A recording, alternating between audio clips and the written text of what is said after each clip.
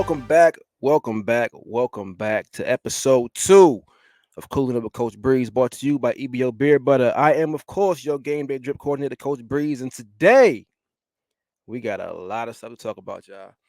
We finna get into it. I got a special guest with me. Well, he ain't special no more at this point. He a friend and family to the show. But give me 1 second. I'm gonna bring him right back. Come cooler with us.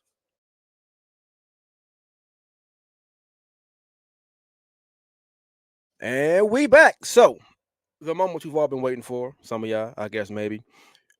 Welcome back to the show, my brother, my friend, Coach Jelani Irby. What's going on, brother? What's happening with you? What's happening with you? Once again, I appreciate you for joining the show. I know we tried to get it together, and we here now. That's all that matters. How you feeling? Feeling good, brother. You know how it is. Ain't nothing up but the ceiling. You know how that is.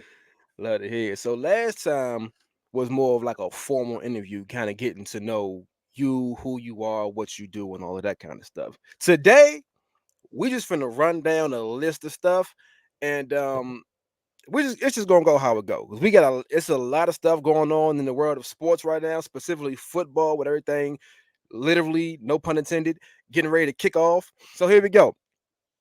Getting into it, I have to ask because this is something that what we doing right now in a media space, right? News dropped, news dropped maybe a day or two ago that Skip Bayless is not only leaving Undisputed, but leaving Fox Sports One. Now I have my opinions on it, but I'm curious to know how do you feel about that? What's your thoughts on this? I didn't know he was leaving Fox as a whole. I knew he So was leaving Undisputed, but I the didn't know he way was leaving the whole network. so the way it was the way I understood it is that he's leaving FS1 because Mm. because of what I heard was he was leaving FS1, and then the second report was he doesn't have any interest in rejoining First Take.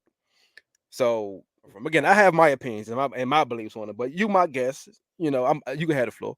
Uh, it can go numerous different ways. Like I told you last time, I try to look at things on both sides now. Everybody got to have growth. That's how it be. But That's fair. in my opinion, well, let me just start with this. It hasn't been the same since Shannon Sharp left. Uh-huh. So that Mm. was the first plummet. Mm. Um, and then a bullet point to that first plummet, it was his fault. So he kind of just dug his own grave with that. Mm-hmm. And then you try to make shift, and I'm a fan of Keyshawn. I think Keyshawn Johnson, I think he was an underrated receiver, and I think he is a severely underrated analyst, Mm-hmm. That's fair. commentator, whatever you want to call it. I think he's severely underrated. Even when he was at ESPN, I'm glad he's getting the platform now at Undisputed so he can show his versatility, and he's more in the spotlight. But that would just be real, dog. They're not Shannon Sharp. Paul Pierce, as he's in Hall of Famer on the court, but we know what he did at the last network, why he was, you know, He and was acting out a little bit. He was cutting up. yeah, a little bit, little He was bit. cutting up a little. Hey, and if you his it ain't his podcast, it's Kevin Garnett's podcast. Mm-hmm. He's just like the main. I don't want to call him a sidekick. I don't want Nah, nobody Lord. saying Nah, that. Lord. Yeah. But those two together, hey, that's comedy. It's one of my It's hilarious. It's favorite things hilarious. to watch. Kevin Garnett and Paul Pierce together as a team. Yes, Seeing them off the court is yeah, absolutely hilarious. absolutely. Kevin Garnett is hilarious. As far as Skip Bayless, this is where I'm at with it, right? Yeah. Listen, Skip. Listen. So Shannon Sharp, when they were together, right? Skip Bayless bought Shannon Sharp to FS1. Cool, great, no problem with that, right? Once Shannon Sharp got to FS1 and Undisputed, Shannon Sharp surpassed Skip Bayless Absolutely. in notoriety, Absolutely. popularity. Shannon Sharp became widely recognized as one of the best and most entertaining people in sports media. And he didn't even have to be as extra as he was being beforehand. Like, we all know Shannon Sharp, the football player, was a little out there, right? Yeah. This was just adding layers onto Shannon Sharp as we know Shannon Sharp. And I think Skip had an issue with Shannon Sharp basically becoming a superstar on his watch. Hmm. Shannon Sharp is one of the biggest names in sports right now, in sports media right now. Yeah. Skip didn't like it, and he doubled down on being extra. We all know Skip Bayless is being extra. He was extra on First Take. He was extra on Undisputed. He's been extra. He was extra on Cold Pizza. If you know, you know. If you know, you Hey, know. I forgot But about that. yeah, if you know, you know. But that's just the personality that Skip Bayless had. Like we understand that. I think he couldn't handle his co-host or like his number two becoming bigger than him. He became to get extra, and Shannon Sharp, being a grown man, didn't like it. Hey, you better say his name right, dog. That's Drip Bayless to you. Man, whatever, man. Whatever. I am the only game day drip coordinator on this show. That is Skip until otherwise noted. But I just think that Skip couldn't handle it, and he became to be extra, and him being extra turned from being extra on TV to getting disrespectful, to the point of telling Shannon Sharp, put your glasses back on, and I don't care about you being in the Hall of Fame. You hating on Tom Brady and all this kind of stuff. That was crazy. Shannon Sharp was like, "Oh, wait a minute, hold up." And it's irreparable. Right. There is no repairing that. So if he did, and I'm not saying he did or he didn't, but if he did go to Fox at some point and say, listen, prior to Shannon Sharp getting a new contract, I don't know if he's gotten another one, but supposedly I think he's due. He's either due for another one or ESPN is thinking about, he's either due for another one or ESPN is thinking about extending him. I think the original deal he signed with ESPN was kind of like a part-time deal where he could still do Club Shay Shay and Uncle Ocho and all the other stuff he does on his own platform. So he's not on First Take every single day. Right. But even if there was an opening in the near future, some kind of way where Shannon Sharp could somehow reappear, it wouldn't happen. It'll never happen because he took it from professional to personal. Yeah. And with Shannon, his thing was, we supposed to be cool. Number one, we still grown men. So not only are you not only are you discrediting the work I've done as a professional athlete, now you disrespecting me as a man. I can't do it. I can't do it. I either have to, as what happens in normal life, in real life, I either have to remove myself from the situation, or I'm finna dive on you. I'm gonna take off on you, Skip. That's just how it's gonna be. And Shannon Sharp versus Skip Bayless in the physical altercation. Come on now, let's be let's be real about this. Speaking of respect, I just want to tell all the viewers my apologies for disrespecting Coach Breeze, because while he was talking, I was trying to adjust right here. You see why you can't bring your friends on your platform. I am the game day drip coordinator. Do what I do, and he want to come on here and start showing Cubans and stuff all up in the camera. This is why you can't bring your friends along to do drip related things, because they get to showing out. They get to showing out. This is what happens. But you know what? I learned from you, brother. You should take it as a compliment. And I appreciate it. I greatly appreciate it. I'm looking for a promotion from game day drip coordinator to, moving up in the world. But that neither here nor there. That'll happen as it happens. Y'all stay tuned. But I'm just saying.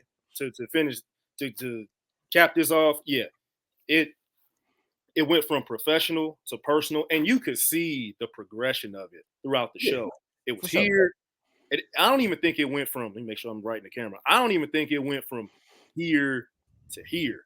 I think it went from here all the way off the damn screen. Like, at first it was cool. It was the new big thing. Skip Bayless just left ESPN, starting this new stuff. Everybody was kind of, I don't know if they were skeptical. They just didn't know what Shannon Sharp would do, because Shannon Sharp had a few previous stops, especially CBS. I remember when he was at CBS, NFL Network. He had some previous stops, and he wasn't bad. To be fair, those were platforms where he couldn't really be himself. Essentially, he kind of had to be like way more professional and buttoned up. Yeah, so nobody really be. Yeah. He came off the screen, and I could see it's a double-edged sword when it comes to this. Also, like, there's a lot of people, and I'll just go straight to it. There's a lot of people in the African American community that kind of was. Some people thought it was funny. Some people thought it was like, "Come on, what you doing?" When he had the do-rag on, actually not the do-rag. Let me correct myself, because the stocking cap. The skull cap, the stocking cap. Had the Hennessy and the black and mild. A lot of people, a lot of our people, African Americans, they wasn't feeling that, and I could see it's that side of the spectrum. But I can also see the other side. It was entertaining. It was funny. But Mhm. I think when Shannon realized who he was or who he is, that is when Skip Bayless you could see his demeanor took a turn. Because now he realizes, and I don't know if anybody else realized this too. So at first, it was, I don't know if it was Skip Bayless Undisputed or Undisputed with Skip Bayless. Mhm. Skip Bayless' name was on that joint. Mhm. And then they just made it Undisputed. Everybody knew it was Skip's show, but it was Right. just Undisputed after a while. That is a testament to him. And I mean, Yeah. look, see what he's doing now. He done took off. Well, to your point about the wave cap, the stocking cap, and the black amount, I feel like if you're doing that, if you're going above and beyond and doing that, as some people would look at it as making a fool of yourself to get popularity, that's one thing, right? When that's not normally you. Somebody, hey Shannon, you should do this. Shannon, you should do that. And like, all right, that's different. If you take it, if that's how you are when them cameras is off, and you just taking the opportunity to get in front of the camera and just enhance your already off-camera personality, that's completely different. And I think by now we kind of understand that's much more close. That's much closer to what Shannon Sharp is Yeah. off the field. Like that's Unc. Like that's how he is. Like he Yeah. had he has his own liquor. It could be worse. It could be worse. It could be Hey, worse. shout It out could be to worse. Gills Arena, uh, Rashad McCants. Move around. Shit, I ain't. It ain't I got happening. I gotta give me a bottle of Shea by La Portier just to see what it's hitting on. But it's hard to get. I know that much. It's hard to find. Yeah, yeah, I yeah. know that much. Hey, but you know what's not? Terramana. Shout out Dwayne the Rock Johnson. Hey man, I'm bringing a different This dimension is to the bringing this hey, up. listen. That's fine. It's not a different dimension. I have my libations right here. What I'm saying though is, I like to drink what I call skin tone liquor. You feel me? Ah, So you still want that? if you look at me, if you look at me, you look at my brother, Coach Irby over here. There's a certain hue. There's a certain hue. I got tattoos and stuff. But there's a certain hue Ain't when that you much? look at it. You know what I mean? And I What you trying to say? prefer for my spirits to Yeah, be in the trying to same tone that I am. you trying to say That's I'm the same tone as tequila, dog? Is that what that's you not trying what to I'm say? saying. That's not Oh, what I'm okay. saying. All right. What I'm Yeah. what I'm saying is you and I are both a certain color. Mm, And when it comes to the spirits that I partake in, I prefer said spirits to be in a similar color to you and I. I hear you, bro. Next topic. Anywho, moving on from Skip Bayless and FS1 and Undisputed. Skip, I still rock with you a little bit. I think you need to dial it back a little bit. And I think you really messed up when Unc left and you then went to go get Keyshawn Johnson and Richard Sherman and Paul Pierce and people that like to talk and can out talk you. Man. You did yourself a disservice. So not only did Shannon Sharp essentially kind of take your show a little bit, but once he left and you're like, okay, I can get my show back. You got three dudes that don't stop talking Hey, and wouldn't let you talk. You remember some of them early episodes where Skip yeah. Bayless Hey, he couldn't get a word in. Like last thing I'm gonna say about it's gonna be real quick. The the unmitigated gall of that man to go get Richard Sherman after what happened. I don't care if they squashed anything. After what happened, to go get that dude. To go get that dude. And you can see the animosity start to come out later on with Richard Sherman. You I can mean, see it. Sherm You can signed a see it. contract. He signed a contract. Hey, I would have too. Damn long, zero. long as that check clear, right? Man, that's them. Hey, rent expensive out here now. Shit, it's economy Hey, trash. hey, listen. Yeah, that's Speaking yeah. speaking of the check clearing, for those of you who like to partake in video games, if you Mhm. will, virtual reality, Xbox, PlayStation, and everything else around. Um, EA Sports just had a fat check clear, still clearing. Um, if you've been under a rock for the last few months, certainly the last week, I want to make sure I call it the right thing. It is no longer NCAA. College football 25 the video game by EA Sports is back. We finally have a college football game for the masses, a real game. Coach Irby, you and I have been friends for a very long time. We've been roommates and all of that stuff. What I mean, in dorm room, we've been roommates in apartments. We've played this game before back when it was back in the day. Yeah. What's your being on college football rosters, being part of a major conference, football school, what are your thoughts on college football 25? I'm going to call it NCAA at some point. Just want you to know. But what are your thoughts on college football 25 being back out? NCAA football being back out. I think it's amazing. Everybody's been waiting on it. I'm gonna tell you how crazy it is. So of course we both coach. Mm-hmm. The youngins and youngins being high schoolers. I don't mean no disrespect or nothing like that, but all the youngins is like FTK. Man, what? I said FTK. What's that? Listen, if you don't, if you know, you know. If you don't, you don't. But when Maybe we're I need talking to about say my lingo, but when we're talking about yeah, high school students, FTK. I got you. But wow, I just figured out what you said. That's crazy. But anyways, that's crazy. But yeah, they was talking about, man, Coach Herb, you getting that NCAA, blah blah blah. But you see, I just said NCAA, whatever it is. But yeah, dog, like everybody's looking forward to it because even the kids, like a lot of them didn't grow up playing it like we did, but they've heard about it from coaches, they've heard about it from uncles, parents. You know what I mean? Older siblings. Like college football video games was it because it was a different dimension from Madden. Absolutely. Gameplay, dynasty mode. Well, not dynasty mode. Road to Glory. Dynasty 2, Road to Glory. Yeah, Road to It was Glory. different. Like the recruiting aspect, you had to use your the XP to get different dudes, like recruits. I mean, when I say different dudes, like it's a different dimension. You got the crowd noise where you can't hot route if you playing at Alabama, Tennessee, the swamp.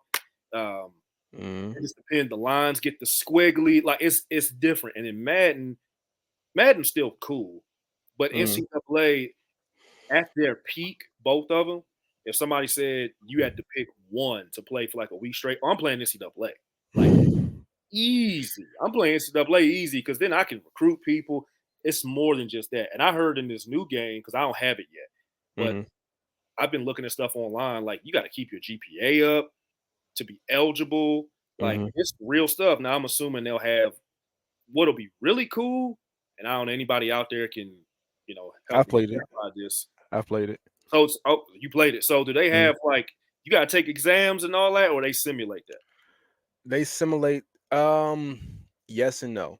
So they do tell you when you have like exams coming up, and you have to study a certain amount and kind of keep your GPA up, but you don't have to actually physically take the exam. But what they do, or at least what's happened to me. I don't know about anybody else who's maybe played it more than me, but I had like I'm a receiver. You know what I mean? I went to Kentucky as a walk on.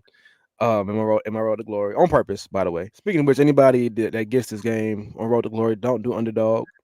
Just don't do it. Just go with me. Don't do it. But I had my offensive coordinator test me. Like he was testing me on like different personnel versus different defenses, which most people would not be able to answer that question correctly. Right. Just it was that's like fire. it was like okay, if we're in our 10 personnel, what defense would match a 10 personnel, dime or what was it, dime or 46 or something like that, dime or 3-4. They got personnel groupings like talking about it.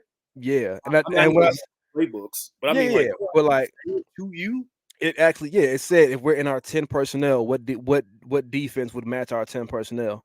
Hey, I wonder how many people played that and got on their phone and Googled it because they didn't know what the hell they was talking about. You know what I'm saying? It's like your average person would not know the answer to that question. That's fire. This is a game Right. for us. It ain't for y'all. Right. So like that was cool. And then like it asked me a few other questions about like, different, schematic questions that again your average football fan would not know, which was fine to me because I know the answer to these questions. But you know what I mean? But yeah, I thought that was like a dope layer to add to the game. That make me want that joint even more. But see, this is what I'm saying though. A lot of people, and this is the issue. I knew it was gonna happen. Obviously, it happens all the time. A lot of people that I've seen have gotten the game and are mad that a football video game made by EA Sports has similarities, certain similarities to Madden. What did y'all expect? Uh, I mean, EA Sports makes Madden. The game is different. Don't get me wrong, because you Yeah, have obviously college football, like you said, you have the atmosphere, and you have, as far you have to recruit, as far as roster turnover. Obviously, when you're playing an NFL game, you can have one player for 15 years. right, College is just not possible. You right. know what I mean? Like you can enter the transfer portal. You can't do that in college in NFL. Like so there are different layers that only apply to college football that make the game good to me. But I think a lot of people have been number one because of I guess how long it's been in the wait. They expected to get this game and for it to be like they had just enrolled at Alabama yesterday. Like I mean it's still a video game. Like you aren't going to get and I've seen some people like you do have to maintain being a college student, but again, it's a video game. There are some people that are like actually living like dumb college students in these video games and like losing and being bad at the game because of not having common sense like for a video game. Like No, that's real. That's fair. I mean, it's just like if it's a video game and you have to keep a certain GPA and all that stuff for the sake of the video game, just do the right thing and keep your GPA up for the video game. Right. Don't go to the party every weekend and like you're not a real college student. Like I don't understand why some people are doing that and then being mad at their players not developing. But Man, whatever. Like, listen, man. Listen. we've This both been there. Like this is probably dude, GTA 6, I believe. Based in Florida, by the way. And I've seen plenty of screenshots. When that joint comes out, I will be getting that the first day. So I put that over NCAA because I'm just a GTA type of dude. mm, But along with GTA 6, this is the most anticipated damn video game in like absolutely, the last decade. absolutely. It's been a This decade is- since we had one. I got Yeah, 11 years since we had one. yeah, like, but the last Grand Theft Auto around the same, almost a little bit Might have later. been longer. But I man, listen, it ain't gonna be perfect. It's a video game, though. It It's, won't be it's perfect. Just like when GTA 6 comes out, there's going to be some people that are crying about, man, we for waited sure. this long and we can't. This is what y'all look like. Nah, come on, man. It's a game, bro. It's a For game, sure. dog. It's not going to be. I'm happy it's back, and I'm happy that these athletes get a little bit of this because of Mhm, it. Um, absolutely. I'm happy that guys like dudes like Travis Hunter and they can get themselves on a cover because at the end of the day, man, like, do I think a guy like Travis Hunter will have a decent slash very good NFL career? I do, More than I do, likely. because he's More than too likely. versatile. He can do multiple things, but to capitalize on a cover, on a video game cover in college, have yourself on a video game as a playable character, that's a big deal. It's a big deal for all these young men, um, and they all got some kind of payoff for it. So that's Mhm. always good as well. I mean, And you not to mention most of the ones. I mean, if you signed off on it, you're in the game. But right, most of them have some kind of the ones worthwhile have some kind of NIL deal where they're still able yeah, able to get yeah, even an even bigger you yeah. know There's some check kind of way from you can parlay that or finesse that into something else. So for that's sure, always a big deal for sure. nowadays. So I'm happy that it's back, not just because of the video game aspect, but the business aspect for these young men. That's what I'm Yeah, happy about too. yeah. I mean, you and I were both college athletes, and I mean, it stopped at a certain point. What I mean, but we were both college football players. Of course, we would have loved to turn on the NCAA game and see our names in the game, not just a number, wide receiver number 9 or wide receiver number 83 or 16 or like we to see Jelani Irby or Chris Butler or whatever on the game. Like that's something that would have been cool to us. And I know me back in that time, I'd have just taken pride in being able to that's me and like not Yeah, saying nah like. Yeah, I know that's my number, but he ain't really from like no, but that like nah, that's me with my name. Yeah, of course, yeah, yeah, for sure. yeah. For sure, like absolutely. I'm happy for him. But as far as the people who are complaining, especially the former athletes and college football players, like man, this game fake, man. This game not real. What you, bro? It's Yeah. a video game. Video game. It's a video game. If you mad because the defense might be too hard, it's a video game. If you mad because your player's not developing, it's a video game. And to that point, with us being coaches and former athletes, we know plenty of players that have gone to school and didn't develop. We know some dudes who went to school, walked on, and were starters on the scholarship the next year. Yeah. So, like, I don't know why. Okay, this is Yeah. whatever. I am happy that NCAA 25 is out. One, because I think it's great. It was needed.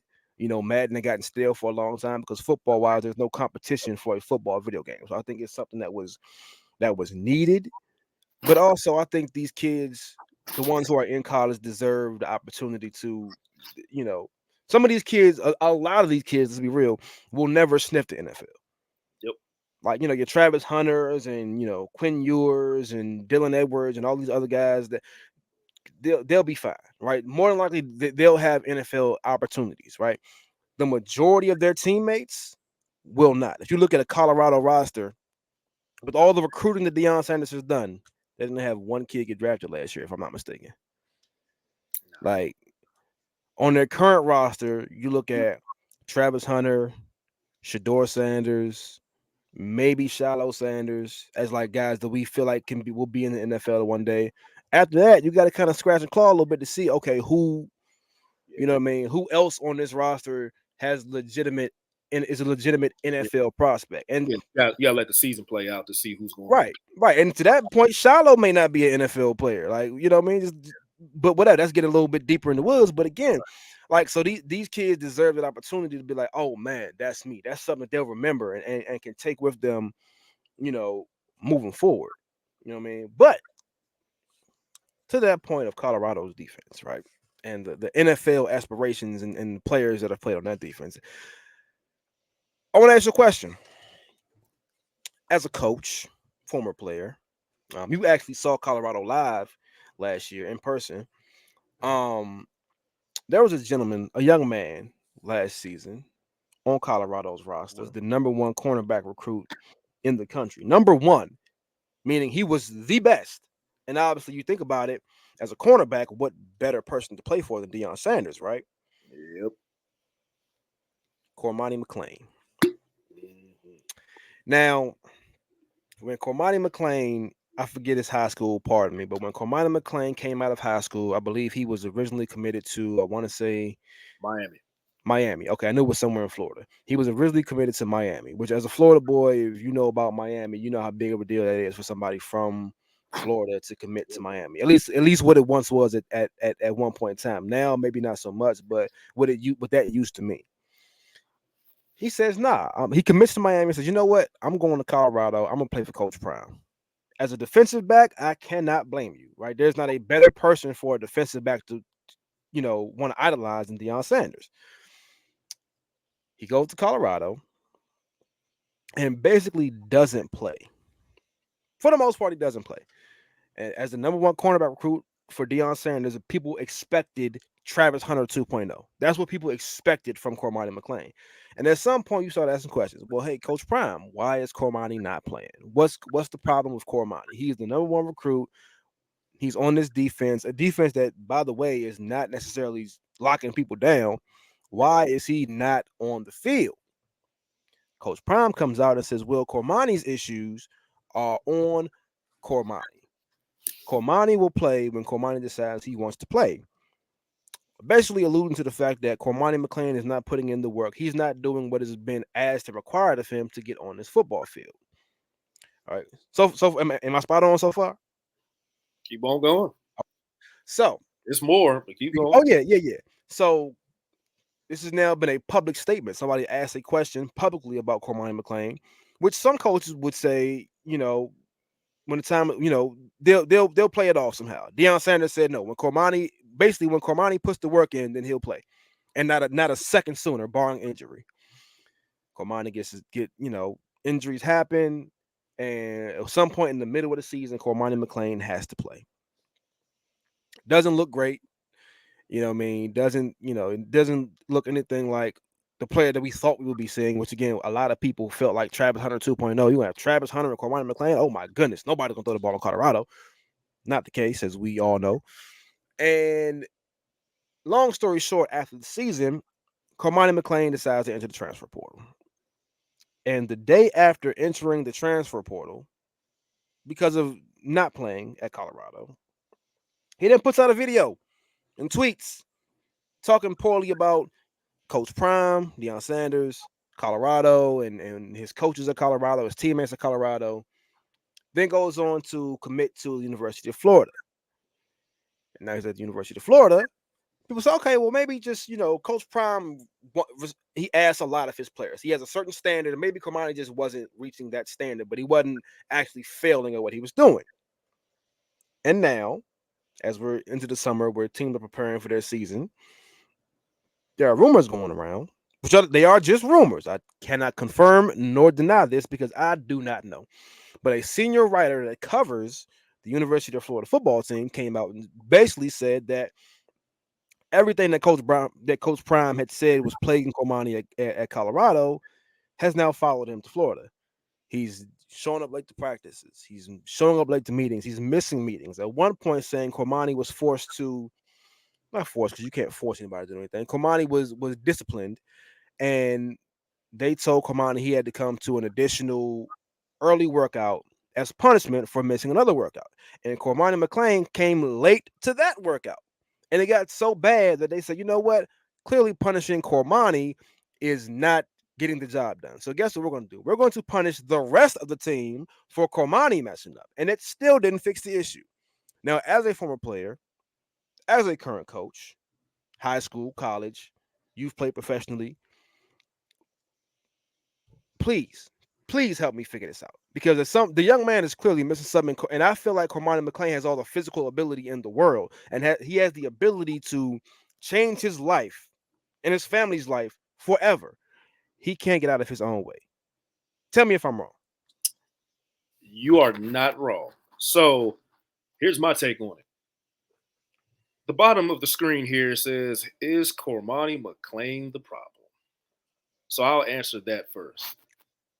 I will never call a young man the problem unless I actually know him personally, because I don't know this guy. I don't know this kid. Absolutely. I did see him play. And he actually got to play a little bit earlier than you even alluded to. He got to play in the USC game.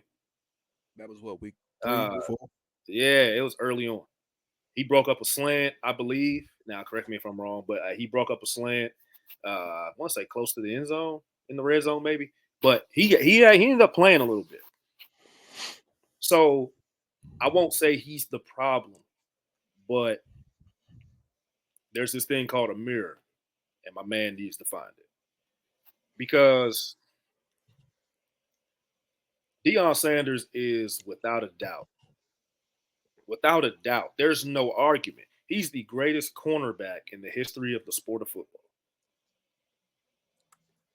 Deion Sanders has also had success on every level.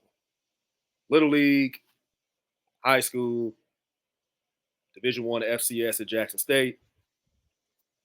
It's only a matter of time before Colorado. Now, I'm not saying Colorado's going to win national championship or anything like that. It's only a matter of time before they win in 8 games, then 9 games, competing for conference championships at the Power 4 level. The proof is in the pudding. If my man recruits you as a DB, specifically a corner, and you're not getting the job done,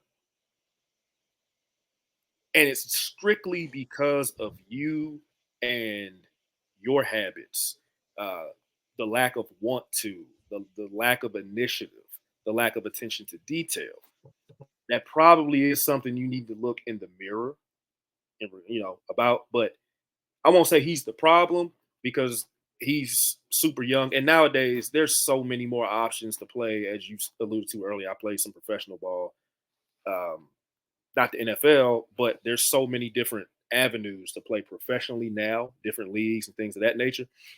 So Cormani has plenty of time if he actually wants to play football and to figure it out, because he ain't nothing but like 19, 20 years old. I don't know his exact age, but he's only like 19. He's still a baby for real.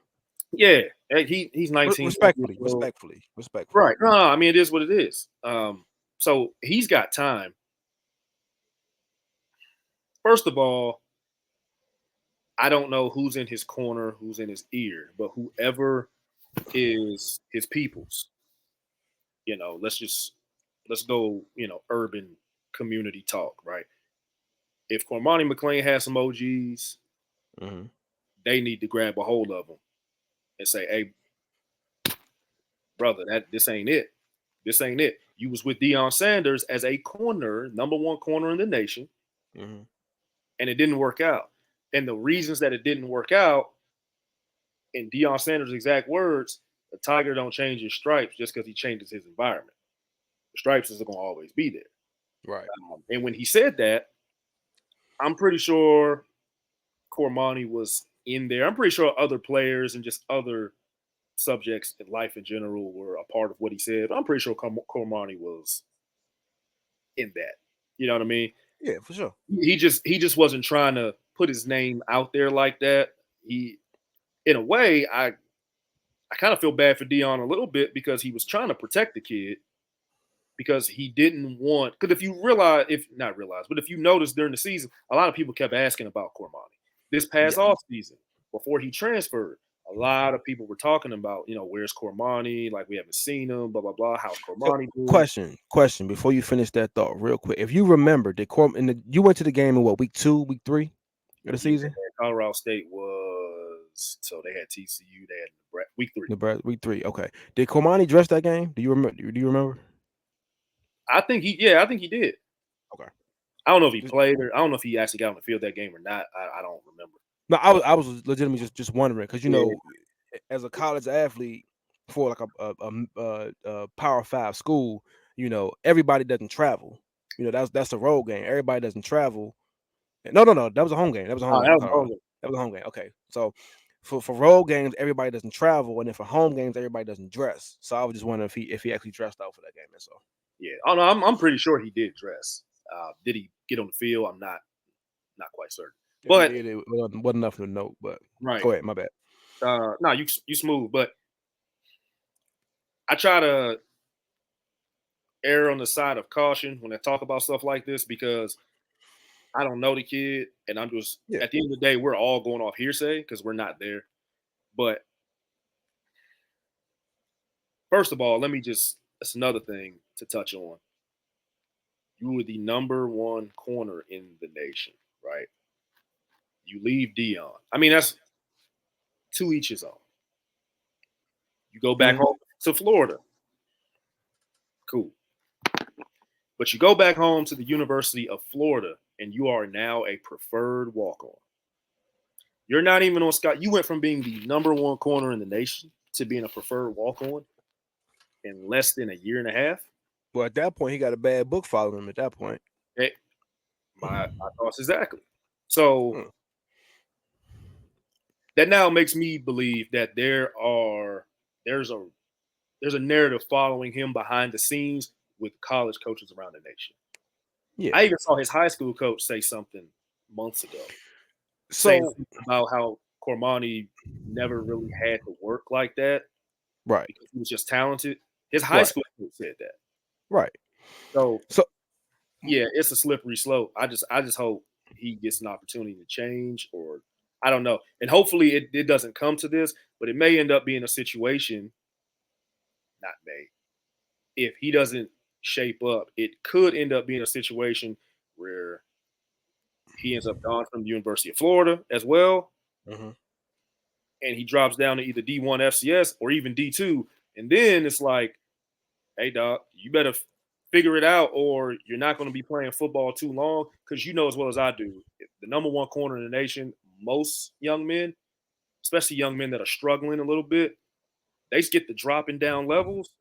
Their mind just What and the passion goes away if so they the, had the to begin with. so this was my thing. First of all, and you know this, and even common sense will tell you this. As the number one recruit at any position at any position, as the number one recruit, you can go to any school you want to. For the most part. Yeah, For the most part, you have your pick of probably 50 schools that you can go to as the number one recruit at any position. I felt like Cormani went to Colorado to follow Coach Prime and again in pursuit of what we saw with Travis Hunter. And I can't blame any defensive back going to play for Deion Sanders. Fine. I feel like I felt initially, this is initially before all these reports came out. I feel like he got to Colorado, and obviously being a young black man from the hood, essentially in Florida, going to the mountains of Colorado, that's Right. night and day. That's night and day. And it's entirely possible that, he just wasn't comfortable in his environment, his surroundings. Understood, completely understood. Again, you and I both born and raised in DC. We went to school in Massachusetts. You went to school in Ohio. Then we both went to Massachusetts, and then we went to Kentucky. None of those three are DC. None Right. of them. None of them. So I understand the feeling of being a fish out of water and being somewhere that's not necessarily familiar or even comfortable with you. Got that. Once it then comes out that, oh no, it's not that Cormani ain't comfortable, it's just Cormani is not doing what's being asked of him. Then I feel like, okay, well, now it sounds like Cormani McClain is good. Obviously, we know he's good, but he don't love football, which again is fine. But we've seen that with guys we know personally. We've seen it with guys that we've coached, with guys that we've followed as fans. If you do not love football, regardless of how good you are, when you get to the Division 1 Power 5 level of football, that is a job. Even before the NIL and all that kind of stuff, when you get to that level of football, it is a job. Even with us playing JUCO, we had 6 out of 7 days of the week scripted for us. Y'all gonna get up at this time. Y'all gonna lift weights at this time. You're gonna eat breakfast at this time. You got class, practice. You're gonna eat at this time. We got study hall at this time, meetings at this time. Yep. 6 out of 7 days of the week are scripted. That is a full-time job for you. Real live. And if your heart is not in that, especially when you're someplace you don't really want to be, it's like, bro, I'm good, bro. Like, Hey, look, and we had it 6 out of 7 days for free.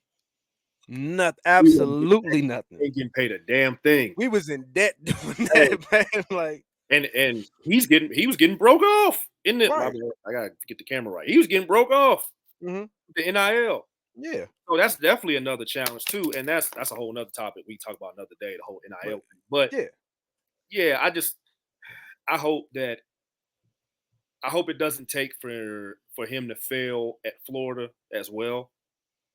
If that's what happened. Now again, there's two sides to every story, maybe even three, depending on who you ask. But if he did fail or flunk, or I don't know. I'm hoping his GPA is good too, because that's a whole nother ball game. Again, a whole different. If I mean, that I'm GPA, assuming it's good enough because he went from Colorado to Florida, so it's yeah, good enough that he he'll went from get into school. CU to UF, so I'm assuming the Yeah. GPA is fine. Hmm. But I'm just hoping it doesn't end up a scenario where, like, and there's no disrespect to like a USF or UCF. It's nothing like that. I would love to send one of my players to University of Central Florida or South For Florida. sure. For sure. To go from being the number one corner in the nation to having your pick of the litter, so to speak, committed to Miami at one point. You can go wherever you want, and then having to play at like Florida Atlantic or something like that. I hope it doesn't come down to something like that, and that's when he learns, if that's the case. But man, I mean, you see too many scenarios like this, and unfortunately, you're going to see a lot more. It's never going to end. There's always, we all got to learn in some way, shape, or fashion in different, aspects of life. And Mhm. I am hoping that, again, if that's what happened, I am hoping that the right people are in his corner or eventually get in his corner and lead him back on the right path. And it could end up being a scenario like I remember Chris Carter, Hall of Fame wide receiver Chris Carter, Mhm. talks about all the time.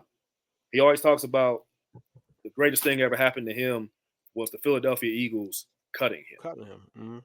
Because he said, if they didn't cut me, I would have never learned. I would have never grew to the guy that you all saw in Minnesota. And most people don't even remember Chris Carter playing for Nah, the Eagles. most people don't remember him at all. Most people don't even remember he went to Ohio State.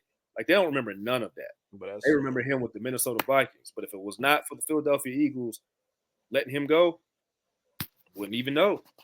So I'm hoping it doesn't get to that point with Cormani McClain, because then there's a whole nother aspect of it, of where he comes from. Does he end up back home? And once you end up back in that environment, then it's like ain't no going back for a So lot of. so that's my concern with Cormani is, had Cormani, just for the sake of conversation, right?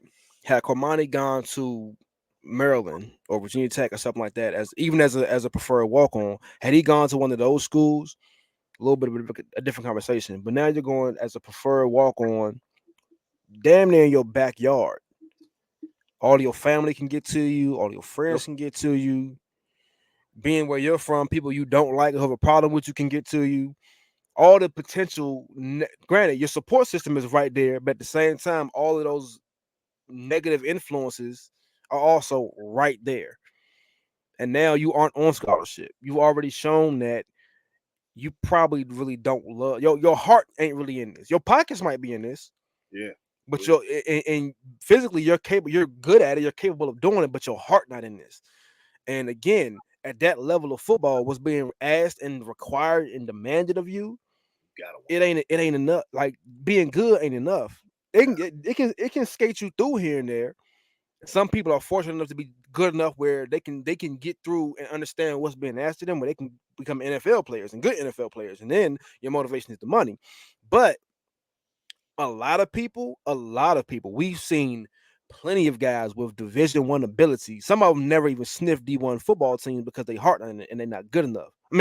Their heart is not in it, and they just whatever, bro. I'm good at it. If I can get it, I can get it, and they don't take care of the academic portion of it, or they're fortunate enough to get to school, and then the extraness that's being asked of them, and again the schedule requirements. Like, bro, man, I'm not, man, whatever, man. I yeah. missed it. And a college football coach, they'll send you home. Now, as the number one recruit, they're not gonna send you home because they've invested too much in you, especially in this day of NIL and all that kind of stuff. The investment behind you is too deep to send you home, but they're not gonna deal with you. They'll cut you. They'll bench you. They'll sit you down. They'll make you leave, which is essentially what Deion Sanders did. Hey, listen, you can stay here. You're not finna play. Not the way you acted. Yeah. Ball is in your court. Go home, or you can sit here and ride the bench. Hey, To or now in his case, Florida might tell him just go ahead, just hit the bricks, Yeah, because and you now won't Florida, know. there's no investment in him at Florida. Yeah. So it's like, bro, we are trying to give you a chance because we know your talent level. We've seen you play all of these years right here in our backyard. We understand who and what you are on the field. The problem is who and what you are off the field and the return on investment. And again, we haven't invested anything. So if I go somewhere and I like shoes. Let's say I buy a pair of shoes for $300, right? More than what they cost, but let's say I pay $300 for a pair of shoes, right? Right. I am much more likely to treat them shoes a different way than if you walked up and said, "Hey, Breeze, you want these? I don't really like these," and you just give me a pair of shoes. I'm gonna treat them differently because I don't have an investment in the pair you gave me. Oh no, I spent Yeah. my money on these pair. I'm gonna make sure these is best condition. They're not dogged, they're not beat up. I'm gonna take care of these. This right here, if they work out, they work out. But whatever happens, happens. And that's kind of where Cormani McClain is. Where Florida is at with Cormani McClain. Now again, let me again repeat myself by saying neither of us know Cormani McClain personally. Neither of us are in Florida or at Florida to know for sure whether these reports are true. But the person who put the report out is again someone who is in Florida, who is at Florida, and we already know the track record based on what we saw at Colorado, and apparently what his high school coaches seem to have stated about him. So I mean, I hope he can get it worked out and fixed because again, this young man has the physical ability to change his life forever, but he's just stuck in his own way. Yep. So anything you want to add on Cormani, man? Nah, man. I mean, we pretty much covered it all. Because unfortunately, we know a bunch of dudes that, especially around the D.C., Maryland, Virginia area, where I mean, it's not exclusive to where we're from. Let me just put that out there. I don't want people to think like, damn, Jelani done turned on the crib. Nah, it ain't nothing like that. But I'm not speaking on what I know and what you know as well from experience. We've seen a lot of dudes who they'll they'll take a leap of faith. They'll leave. They'll go somewhere else. Meaning, go somewhere else. They'll leave the nest, as I call it. They'll leave the Mhm. DC area. They'll sign somewhere else, and then when they sign somewhere else, they realize, oh, this ain't home, and they'll run right back home. They'll run back home to Maryland, Comfort Virginia. and You know what I yeah. mean? Maryland, Virginia, Virginia Tech, even ODU, something of that nature. You know what I mean? Uh, Mhm. but yeah, I just hope the young man does his thing and he gets the right people in his corner. Yeah, I mean, I always said when we were coming up through high school is if the opportunity presented itself for me to get away from DC, I was going to do it. I was going to leave the city, and that's what I did. Again, I went to Massachusetts. I went to Kentucky. Jelani, you went to both of those places, and also went to Ohio. You know what I mean? Like we got away from the city because again, it's a lot of stuff in the city that can try its best to keep you in the city and around. All the BS. So like I said, I hope Cormani can get it fixed up, can get it figured out and fixed, and this isn't a lingering problem for him, but you know, there is a track record there at this point. But speaking of people who haven't necessarily been acting the best, at this point, and I might let you take flight on this one just because I've been talking about it for weeks at this point. But Brandon Aiyuk, current San Francisco 49ers wide receiver Brandon Aiyuk has been in this contract dispute at this point for months now. He's taken it to social media, he's taken it to well, I guess YouTube or social media as well. As far as his being disgruntled and wanting a new contract. And now Brandon Aiyuk has formally requested a new contract. Formally requested a trade. He has asked for a trade. Again, he's on public record having said, hey, Jaden Daniels is my best friend. I know Adam Peters. He drafted me. I would love to play for the Commanders because there's a level of comfort there. But if that don't work out, hey, Russell Wilson, Justin Fields, Mike Tomlin, hey, I can go to Pittsburgh too. That's cool. Which, as I've stated, naming teams by name that you would like to play for when you're currently under contract with another team, big red flag. But now he has formally requested a trade. I know what I feel, but talk to me, coach. It gets to a point where just beating a dead horse. Phrase. Did I say that correct? There's too Yeah, many phrases out here yeah, nowadays. yeah, yeah. But my man is. I said this last time on the last episode. I truly compare him to James Harden. He is wilding, and he does not care what he has to do to get up out of there. I repeat this again. James Harden looked like he had a fat man suit on in Houston, and he got traded to Brooklyn. And within 1 week, he looked like every bit of piece of that belly he had was gone. Gone, For gone, whatever gone. reason, he's happy, like ecstatic in Brooklyn. Same thing with Philly. Mm. Uh, and it's a never ending thing. And this is where Brandon Ayuk is kind of going down. That's the path he's going down. I eh, I put it to you like this: somebody in San Francisco either gave him a disrespectful contract offer, something. Something happened because he is not rocking with them at all. And he's one right now, he's on that I don't care if I'm the villain, I just want out. That's where he's at. I even saw a rumor earlier about possibly him getting traded to the Raiders for Devontae Adams, which would be fire.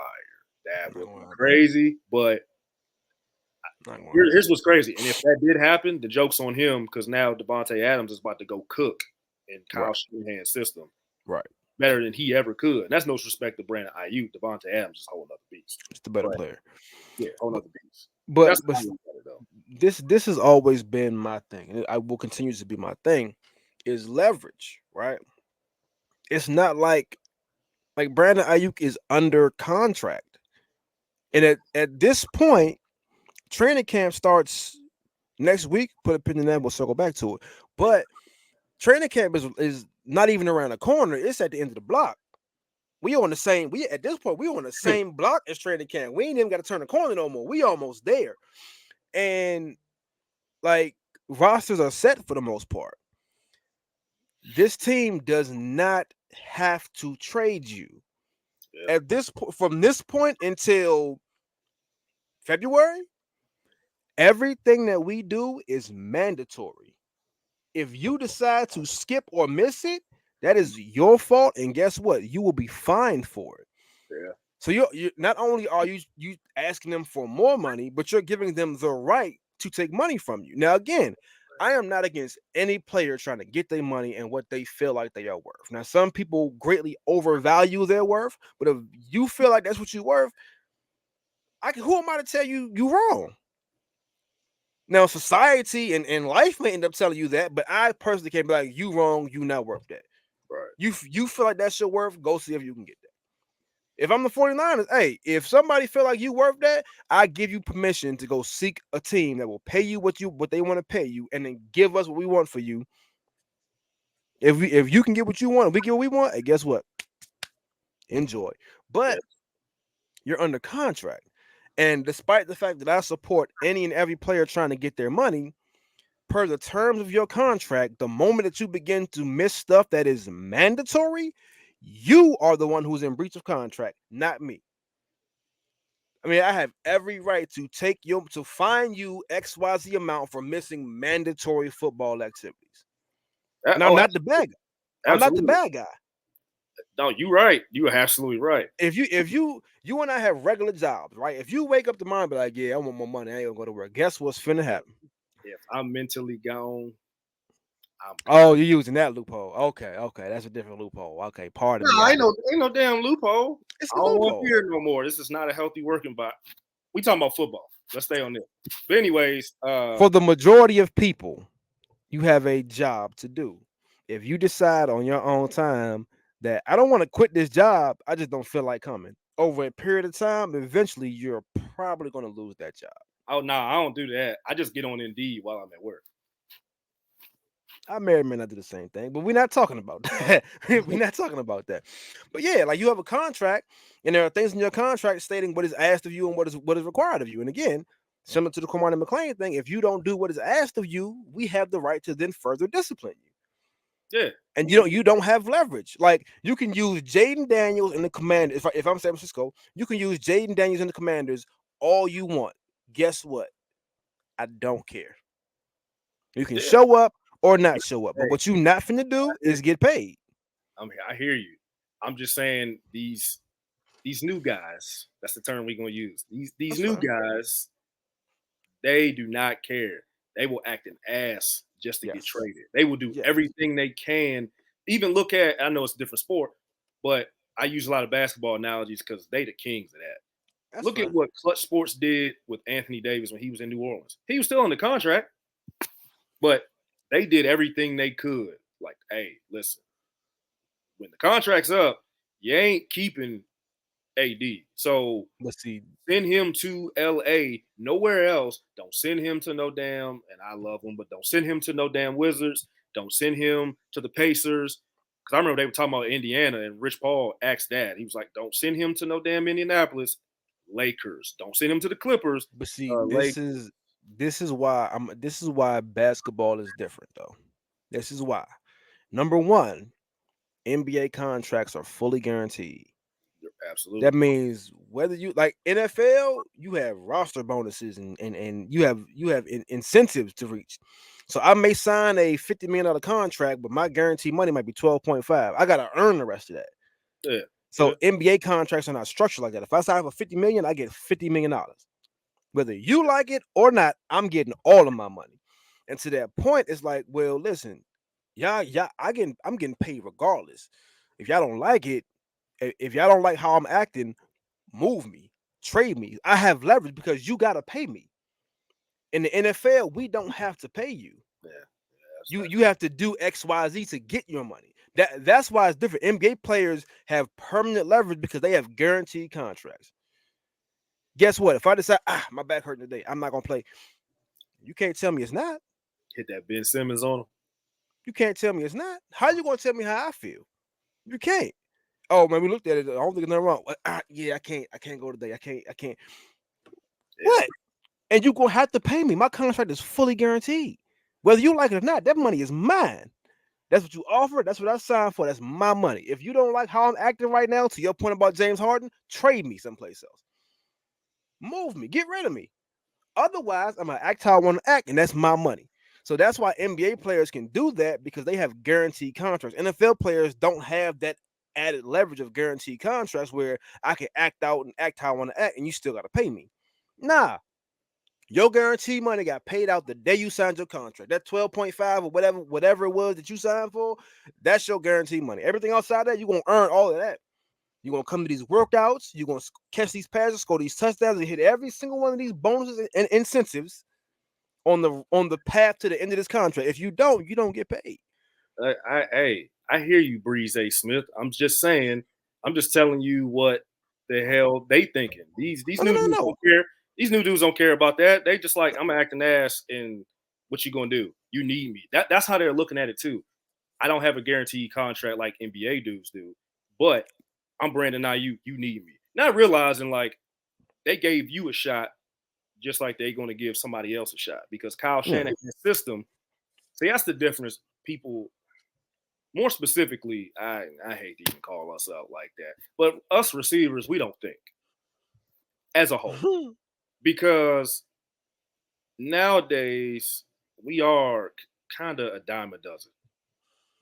The game, yes, it's a quarterback game because the ball's going up in the air a lot now, but receivers are getting paid more than ever because you need them.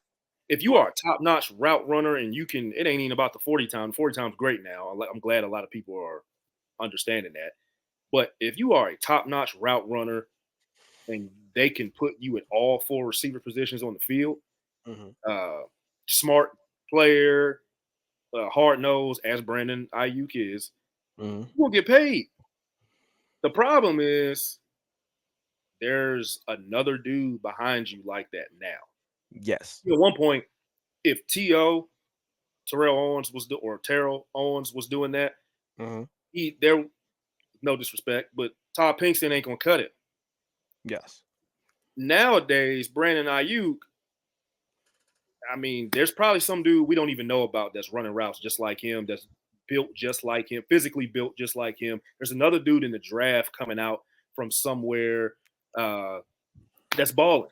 Like, for example, I mean, they just drafted Ricky Parasol from Florida. He, not to say he's the same as Brandon Ayuk, but he's a first, second round pick as a receiver. He's probably running the whole route tree efficiently. Right. And they can move him around. Right.